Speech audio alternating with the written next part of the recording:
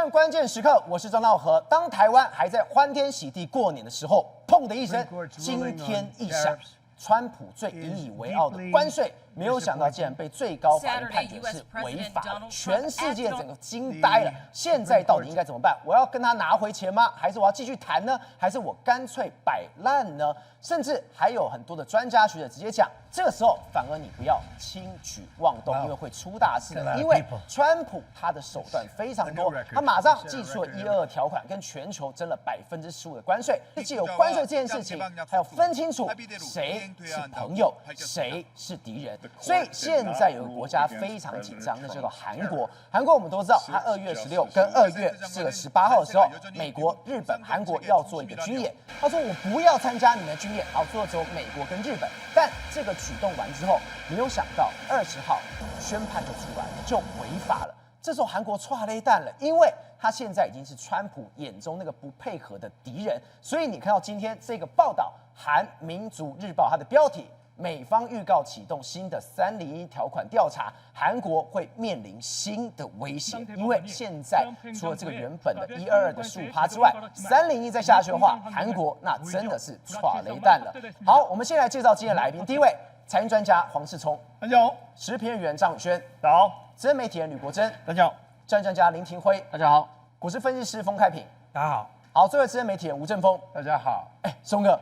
我跟你讲，过年的时候还在那边发红包、领红包、刮刮乐，结果川普真的太厉害。川普原本不是这样说，我是关税大帝，我要直接怎么样，这一大堆，没想到最高法院就直接出了手了。现在最高法院说你的关税是违法，全世界都慌了，全世界都紧张了。我要继续谈吗？我要继续干吗？还是什么？我要退缩吗？还是我要摆烂？还是我要讨回钱呢？对，别忘一件事情哦，我刚才在讲，对于川普来说。关税只是手段而已，他要分清楚谁是敌，谁是友。他的手段可多着嘞。没错，赵尔讲那个非常重要。川普的关税只是手段，他要分清楚谁是敌，谁是友。所以这个时间点来说，反而是川普在看谁是敌，谁是友的最好的时间点。不要乱动，对，谁乱动，我看得一清二楚。对，没错。好，我们在过年的时候，前几天都过了风平浪静，就没想到2月20号的这个当天的时候，晚上的时候我们看到都完全吓一跳。对，当时的时候，美国的这个最高法院判了去年的这个川普不是4月登基这个关税帝君嘛，就没想把他打回原形啊，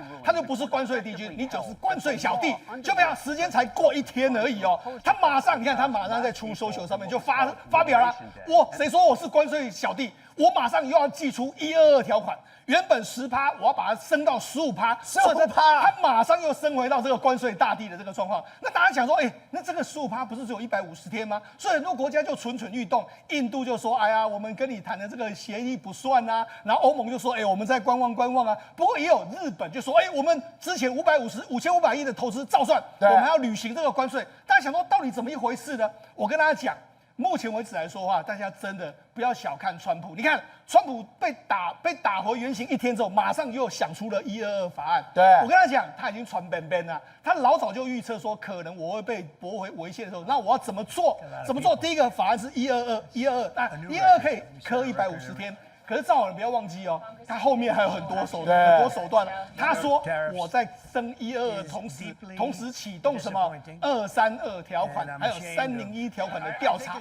他后面还有一个201条款，还有一个338条款，武器多得很。所以你千万不要认为说，我们国内不是就有人说，谁敢过这个关税法案，我就告他。我跟他讲了，实际上现在就是你是谁是敌，谁是友。你在川普纳税的时候，你踢他一脚的话。你觉得以川普的个性，你觉得他会怎么样？他一定会记这个仇的。对，他会跟你锱铢必较。所以现在呢，反而这样之后，你看现在谁最错？韩国最错。为什么韩国最错？因为韩国认为说，我跟你谈这个关税协定之后就过了嘛，反正你之前说我们3月要过，好，我们3月就给你过，好不好？就不像前一阵子的韩国这个日本跟美国要军演，叫韩国来，韩国不要，就没想美国就不爽，就好，那你就不要，就没想现在。韩国这个美国要启动301的时候，韩国开始害怕。韩国现在说呢，韩国媒体民族日报说，韩国会面临新的威胁哦，因为你不听话啊，你不是所以才说现在反而我觉得这一次的这个过程里面来说，反而川普，我觉得川普的个性就是这样，他会跟你斗。对，你呢？你这谁不听我的话？他未来反而有更多武器。我刚才讲301啦、232啦、201啦、338，这个388，这个让你看得眼花缭乱的手段，他绝对会出来对付你。所以我觉得我们台湾最好要先安静下来，最好还是先把 ART 过了之后，我相信不要惹川普大力生气，这还是我们目前为止最好的策略啊！而且，钟哥，你刚刚讲一个最重要的一件事情，静观其变，现在比什么都还要重要。对，你现在乱搞的话，川普这个仇会记很久。所以你看啊，为什么你说川普已经 stand by 好？这是《华尔街日报》，他特别把内幕直接爆出来。没错，他的标题非常明白：川普得知关税被推翻的那一刻，你说他惊讶吗？当然惊讶，因为不爽嘛。对，但是。其他的招数、其他的武器、其他的子弹，他穿本本啊。好，我们还原那一天的这个状况。那一天是2月20号的这个美国时间的早上的时候，当时呢，他跟美国各州州长在开会啊，就说我们现在要怎么做。虽然突然之间他的幕僚就递给他一个纸，就说我们败诉了。所以川普第一个时间说什么 ？So it's a lose game， 就我们输了吗？好，讲完这句话之后呢，他说什么？他就马上就跟这在场的这个所有的州长说，好，我们这个会议就到此为止，他就离开了。离开马上就开这个记者会出来反击了。所以你看，他已经传本，马上就是这个会马上出来反击，出来喷大法官。对，没错，他马上就磕了，先用122磕了10%嘛，对，后来隔一天之后不爽，再把它磕到15%嘛。所以呢，他们有没有准备？当然有准备。那目前为止来说，美国的贝森特还有美国的葛利尔都出来讲哦，他出来说什么？贝森特出来警告说，我希望呢各国政府还是能够履行对我们相关的这个条约哦。然后葛利尔就说，我相信没有任何国家会违背我们之前的承诺，对我们的承诺。他都讲成这个样子啊。那当然这样，你看这个贝森特就说没有错啊，他还有这个122条款啊。然后这个所谓的这个葛利尔就说还有301，所以他跟你讲。他有非常多各式各样五花八门的这个招式，准备要对付你嘛，所以我才讲嘛，大家千万不要以为说这个关税帝君滑了一跤之后，好像是我们要开心，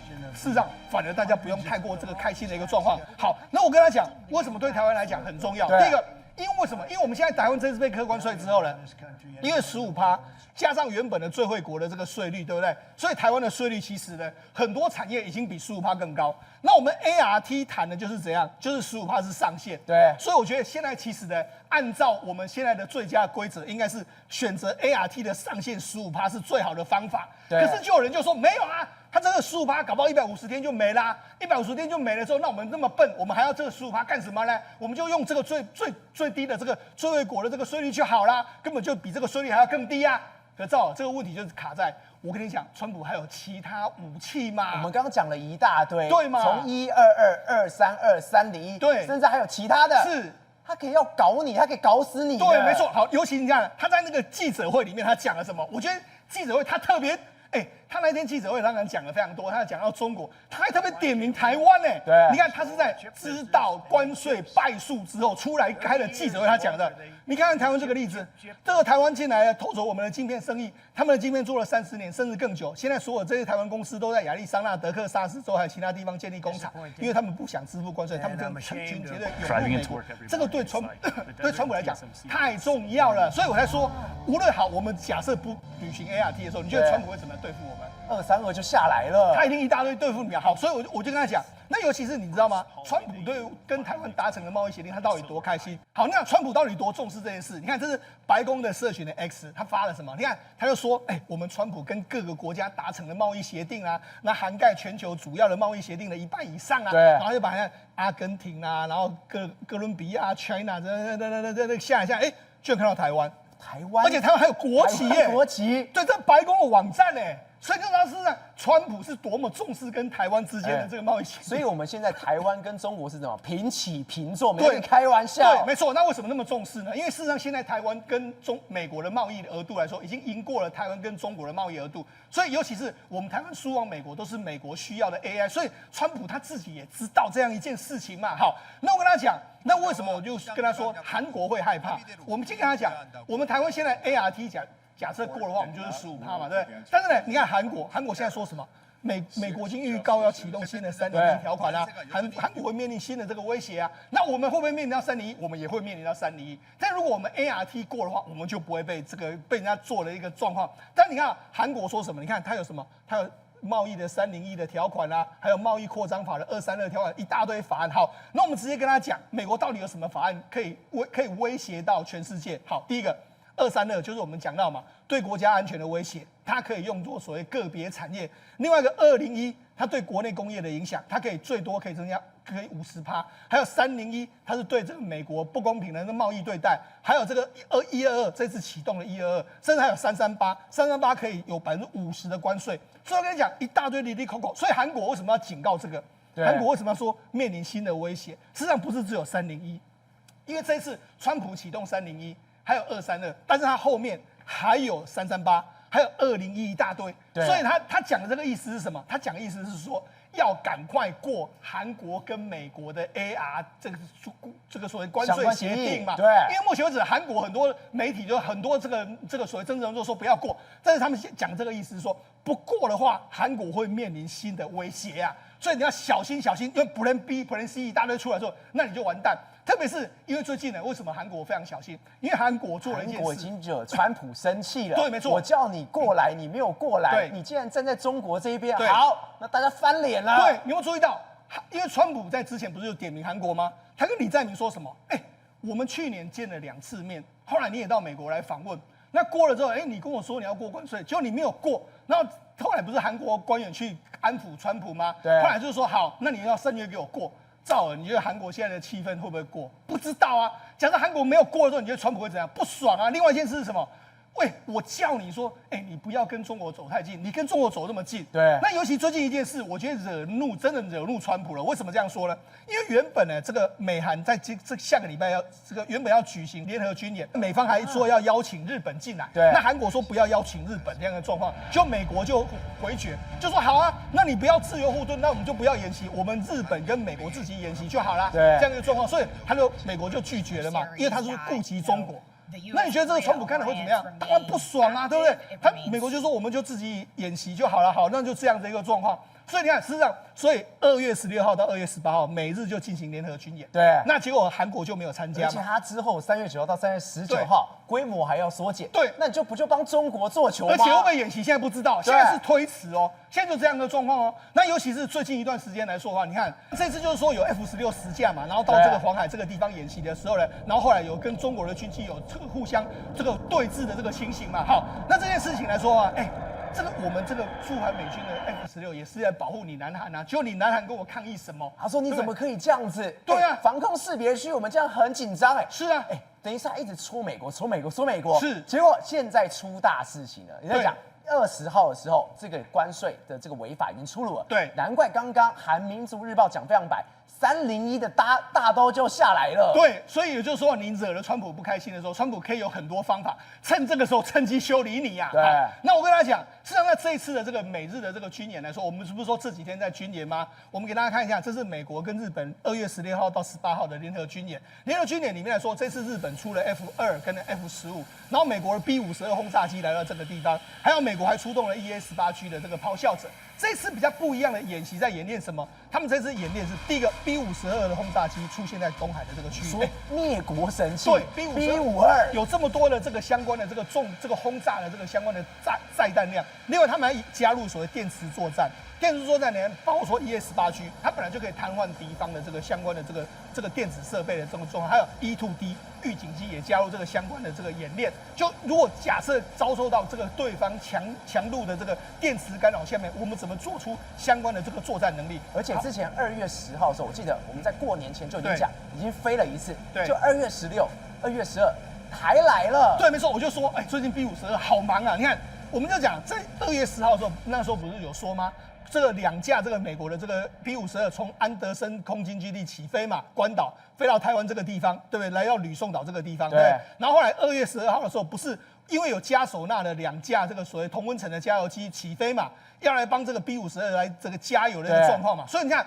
B52来到台湾这附近，B52来到台湾这附近已经2次了。对，然后这个 B52又来到这个东海这个地方，又来到这个四国这个地方进行演练。所以你看，美国所有动作都在干什么？而且有4架 B52，一次比一次多，一次比一次大。对，美国做这些动作要干什么？当然第一个要展示说，台湾是我们的核心利益之外，台湾目前为止是我们的朋友，日本目前为止也是我们的核心朋友。唯独你现在韩国，你似乎有一点点想跟中国在那边走跳的一个状况，所以我才跟他讲，为什么韩国会那么紧张？他们现在已经说了啊，好啦，这样的状况之下，他们韩国国会有考虑尽快让他们的关税协定能够赶快过关。可问题是你关税协定过关之后呢？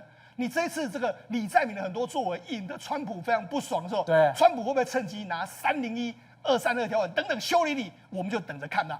国哥，我们刚刚讲到一个特别重要的概念。关税只是手段之一，川普要知道是谁是朋友，谁是敌人。你今天没有站好的话，你就出大事了。结果你说是朋友是怎么样？你看到台湾今天这样搞，台湾是讲现在台湾、日本跟美国要搞一个比 HBM 还厉害、还强的东西，就在台湾来弄。你说这关税一路这样看下来，原来台湾才是所谓隐藏版的大赢家。是，台湾现在已经成为美国最依赖的 AI 的制造基地。你现在想要生产 AI，就只能到台湾。所以台湾在去年的11月、12月已经正式成为美国在亚洲最大的进口国，已经超越中国。那为什么？因为我们制造很多 AI，所以新春一开红盘，好消息就来了。不止美光要来台湾投资 AI，现在连软体银行跟 Intel 我们的也可以说是台湾的死对投资 ，Intel 也来跟台湾投资。那他做什么？软体银行要整合资源，所以他成立公司，他提供资源跟出钱跟平台 ，Intel 提供技术跟架构。那他找谁合作？找台湾的力积电，做市场跟制造的重任。这代表什么？因为台湾未来就可以避开美国的关税，它才是最紧密的合作伙伴。那目标对手是谁？就是韩国的三星跟海力士。那这个记忆体冲的就是谁？就是韩国啊。所以他为什么这个时候来？关税不是没效了吗？为什么软银要来？所以软银现在的算盘是打什么？软银集团它成立一个叫 Side Memory 的公司，它要负责统筹设计跟智慧财产权，还有它的钱很多。对，所以他找了谁？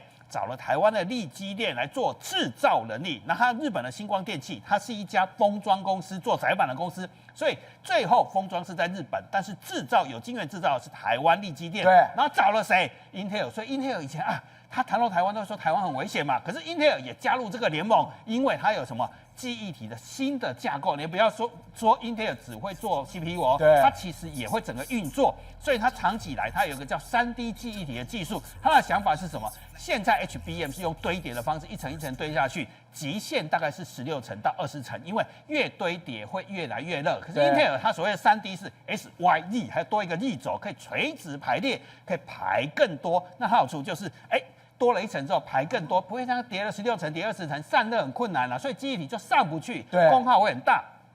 那垂直堆叠之后，他就想说，我垂直叠的散热可以很好，那可以解决什么散热的瓶颈？再来功耗可以降低40到50%，再来它记忆体容量会非常的大，等于3个人各自都有不同的技术架构。所以今天这个 Z-Angle Memory 这个是比 HBM 还要强的东西，结果这东西在台湾制造，这是台湾、日本跟美国的一个合作结晶。所以我说了什么？你现在想要做 AI， 想要突破 AI 现在发展的瓶颈，记忆体现在需求越来越大。那发展的瓶颈，做制造能力，有技术人出技术，有钱的有整合资源，软体银行有这个，但是制造基地选哪里？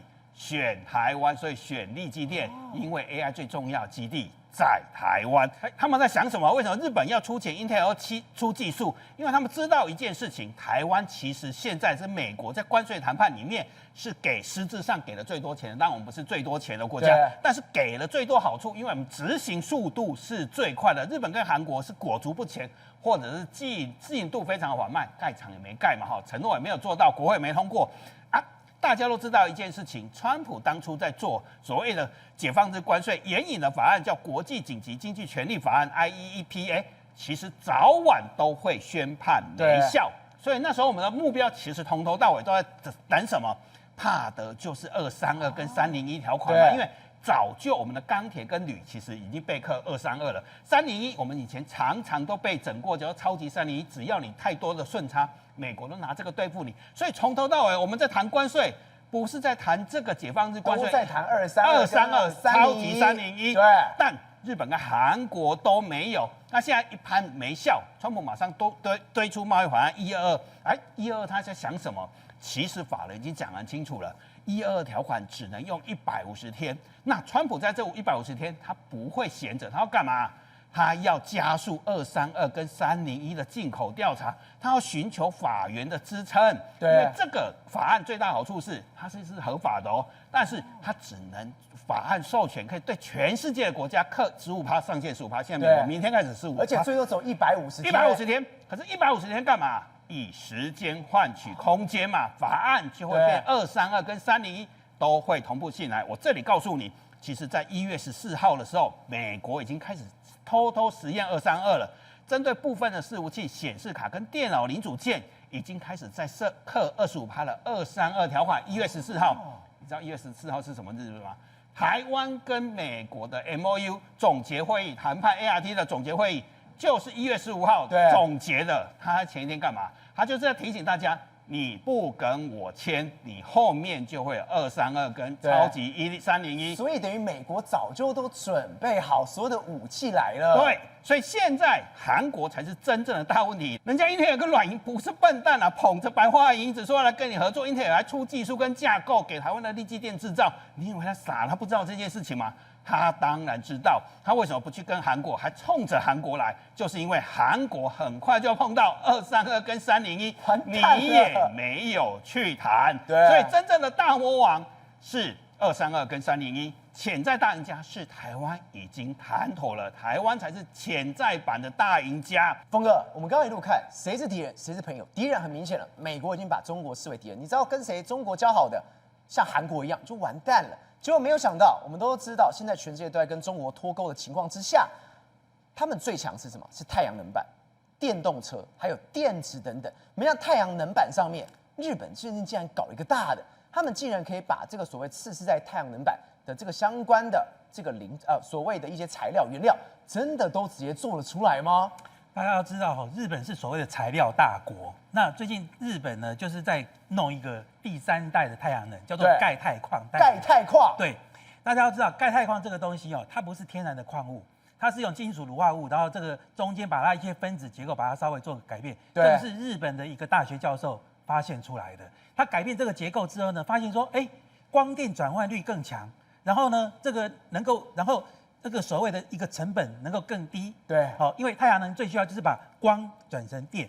那所以说，在这个地方，你看日本现在其实日本目前来讲，在去年10月份的时候，你知道在北海道那零下20度，它可以把这个太阳能电池用在家里面，可以用家里面的墙壁，还可以收集这个资讯。你说现在画面当中你看到这个的，对，薄薄小小的，对，它可以贴在家里，贴在车上，贴在你骑车的背包，甚至贴在你的手机上面。对，因为它有就是这个东西。然后在车子上面以后也可以变成在车子的屋顶上面实现以前马斯克的梦想，就是屋顶车子屋顶上面也可以用这种所谓第3代太阳能。然后呢，在家里面我刚才说过了，玻璃上面也可以用太阳能，不用像以前那个很硬邦邦的污染农田、水源、水库那种传统的细基的太阳能。对，重点在什么地方？很多人认为说这只是实验，不对哦。高市早苗去年10月份上来当首相的时候，他第一个动作你知道吗？他第一个动作就是把它列为跟核能2个并列为什么国家级重要能源。对，你知道为什么吗？因为这个东西第一个日本人发明，日本人发现的。然后以前日本是太阳能大国，后来给中国打败了，因为国家补助。低价销价竞争，对，现在他就是要拿回这个所谓的话语权，而且有一个非常有趣的公司，我告诉各位，这个赵你知道，我们台湾每次，比如说 AI 是美国人家发明，人家弄了30-40年，我们这个跟进 AI， 那也还有其他的产业也是，人家已经弄了一段时间，我们的太阳能的钙钛矿，我们几乎是同步跟日本差不多同步时间一起在研究。你知道有一家公司叫做它名字就叫台湾钙钛矿公司。这个台湾钙钛公司的总裁非常有趣啊，他叫陈来柱先生。这个以前他在44岁的时候担任友达的总经理。对，友达就是我们面板人。他当时呢，他就扶植了很多国内的产业，他就认为说要扶植我们国内的产业。然后呢，用了譬如说像长兴化工啊，像这个所谓的中砂的钻石碟，他就用了他们来做什么？做这个所谓的一个半导体材料。后来他也扶植了很多什么？扶植了很多这个半导体公司哦，比如像君豪啊，像这个智胜等等。重点是。你知道吗？他离开友达的友达的时候，赵和，你知道他去了哪里吗？赵和，你吃过一个凤梨酥叫微热山丘没有？哎呦，对。他当微热山丘的总裁啊，对，做面板的跑去那边，然后他又去开了一个，就是类似像这种所谓教育的这种什么教育的这个所谓的一个2代大学零碳大学，然后后来呢，他就又转回到这个所谓的光电，就是在这个2021年3月的时候成立台湾钙钛矿公司，大家记不记得？高市早苗是2025年就是去年嘛，去年10月担任首相的时候，把这个东西列为国家战略。然后他2021年他就已经成为台湾钙钛矿公司，而且创立一个联盟，拉了很多公司在一起来介入这个钙钛矿工。所以说将来，尤其是我觉得陆地上那个商机是有，太空那个才值钱，因为陆地上的商机可能就是比较不牵涉国安，可是太空低轨卫星绝对牵涉到国安，这个绝对是台湾的机会。而且大家知道，譬如说他这个联盟里面，像今天反映在盘面上。像譬如说，像这个所谓的茂迪啊，以前他说好像做太阳能、传统太阳能有什么了不起？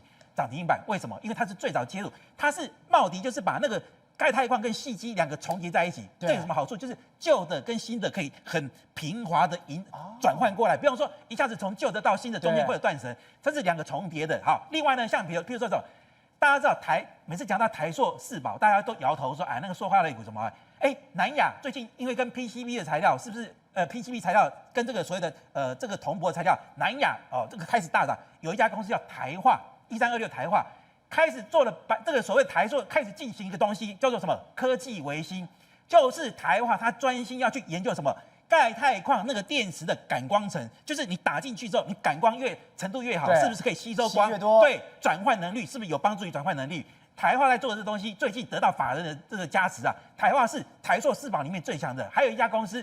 就是它以前是亏损连连，然后就是做上游的导电浆。大家知道钙钛矿是一种材料，所以说你做电池可能还没有什么，你能够做到上游的导电浆材料，像国硕这家公司来讲话，也是供应给这个台湾钙钛矿公司。所以说呢，我觉得以陈来助先生他今天创立这个台湾钙钛矿公司，名字就叫台湾钙钛矿公司，又成立这个联盟，再搭配到我们跟日本的合作来讲的话，我觉得非常有前景。宏观取材，厘清真相，犀利精准，深入剖析，时刻掌握关键新闻时事，不漏接。老时段，新气象，我是钟浩和，关键时刻2.0，全新出击。